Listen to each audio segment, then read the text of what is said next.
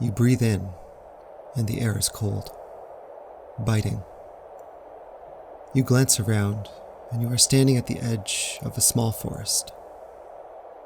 You know exactly where you are. You're 17, and it's roughly a week after the first day of winter. You're following the path you've made through the woods behind your house to where you wait for Caden to finish his classes. Your dog, Lazy, trots idly beside you, sniffing his way through the underbrush. The ground is already frozen solid and gray, and a few stray flakes of snow drift down around you. You remember you were feeling energetic today. You were eager for more practice and the prospect of hot chocolate in the kitchen after you were too chilled to move anymore. So much so that you may not have worn as heavy a coat as you should have, and you crossed your arms over your chest to protect against the chill.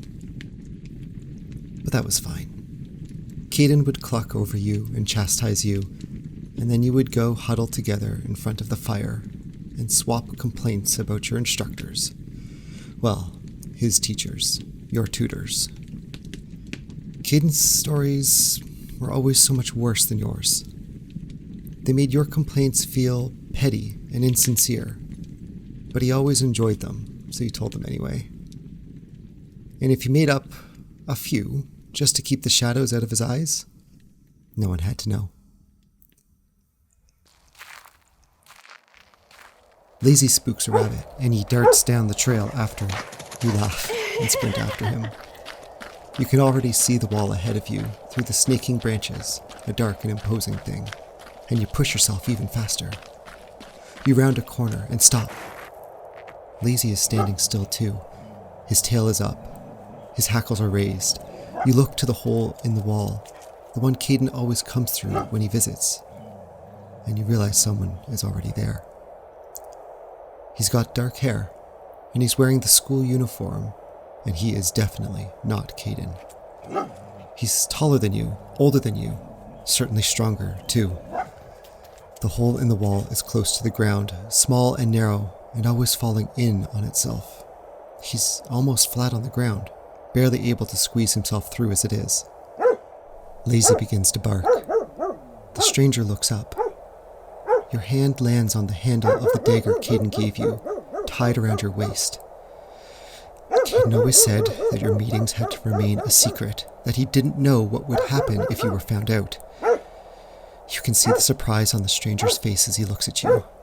You see him start to struggle, unable to decide if he should go towards you or away, and managing neither. All you can think about is how bad it would be if he got free, if he came after you, or if he ran back to the school and told everyone what he saw, and Lazy just won't stop barking. He's so loud, and the metal of the dagger's hilt is so cold in your hand, and...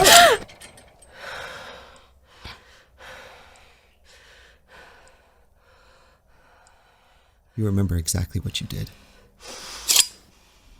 How many holes were there in the back of his neat black uniform shirt?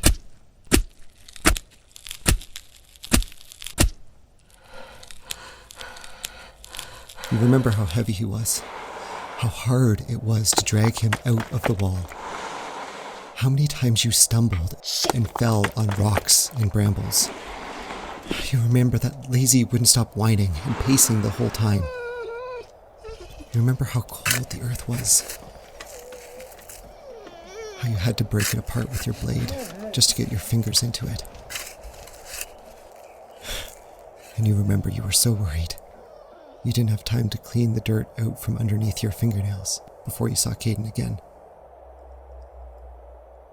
But this time, when you finally follow the path back to the hole in the wall, you see Eden.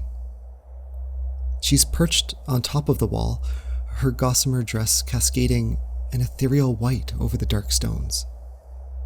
The flowers and butterfly wings of her crown remain pristine, even in the cold. She's not wearing her collar again. She kicks her feet idly, as if she's been waiting for you, and she smiles when she sees you. Something's bothering you, she says. You never did tell anyone what happened there. She nods behind you, into the woods, where you buried him. I wonder if he's still there now. All of a sudden, The school behind her catches fire, a rolling blaze that consumes it instantly and stains the sky red. You watch the dark pillar of smoke rise into the sky. Eden says, "You're going about this the wrong way." and she's behind you now. You whirl, and she laughs before disappearing into the shadows of the trees. You run after her, following your trail back through the woods, across the dandelion hill, now lifeless and frigid, in the back door of your mansion, through the kitchen. You stand in the empty foyer of your old mansion. It is dark and shambling as always, with the same old cobwebs high in the corners of the ceiling. Lazy lies on the floor, bleeding out through a wound in his side. The front door is ajar, with finger marks deep in the trim, as if someone has been forcibly dragged out. Your head pulses in pain and blood drips down the side of your face.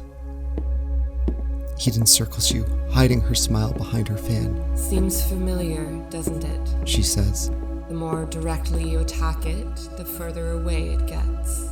You recall the first time you saw Caden's scars, the way the long white whipping marks covered every inch of skin on his back. Or used to, anyway. Eden cups your hands in hers and smooths her thumbs over your own. The snakehead tattoo on your arm shifts and hovers, the rest of its body coiling and uncoiling along your arm.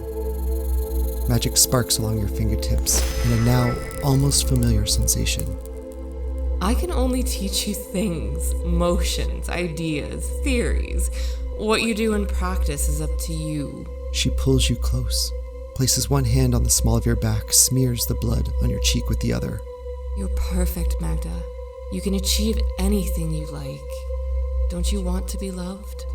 To be adored, admired, obeyed, worshipped?" And then she's gone. You stumble and fall to your knees on the floor. It's a different floor this time, well-worn hardwood.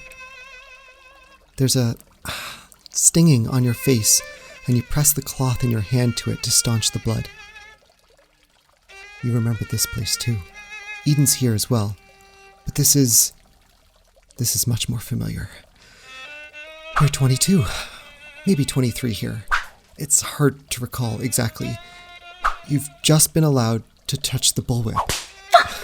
You promptly cracked yourself in the face while practicing. You went to Eden and asked her to patch you up, and she's now half laughing at you, half chastising you for being so reckless while she gets her first aid kit from under the bed. Once she has it, she turns back to you, shuffling across the floor. She's wearing a plain dress, a working dress, and she has her black collar.